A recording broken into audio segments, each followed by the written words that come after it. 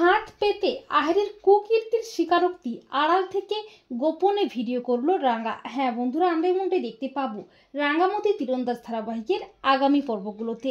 আহেরি ও তার মা বাবা বসু বাড়িতে আসে বিয়ের অনুষ্ঠানের বিষয়ে আলোচনা করতে, আর রাঙ্গা সেই সুযোগে কায়দা করে আহেরির ফোন থেকে একলব্য ও আহেরির একসঙ্গে থাকা মুহূর্তের ছবিগুলো ডিলিট করে দেয়। সেটা আহেরি বুঝতেও পারে না।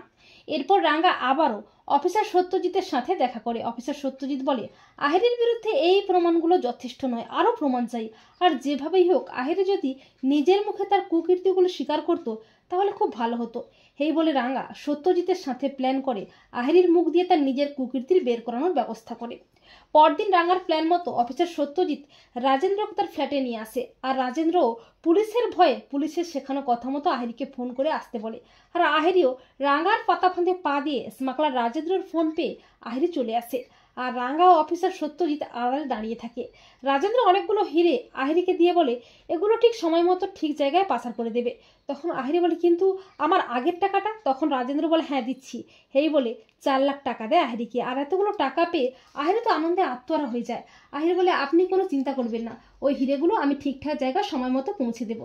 আর রাঙ্গা আড়াল থেকে সবটা ফোনে ভিডিও করে নেয়। অফিসার বলে, এই আহেরের স্বীকারোক্তির এই ভিডিওটাই হবে আহেরের কুকীর্তির উপযুক্ত প্রমাণ। তো বন্ধুরা, তোমরা এটাই চাও তো যে ফাঁদ পেতে আহেরের কুকীর্তির স্বীকারোক্তি আড়াল থেকে যেন গোপনে ভিডিও করে রাঙ্গা? কমেন্ট করে এক্ষুনি জানিয়ে দাও তোমাদের মতামতটি।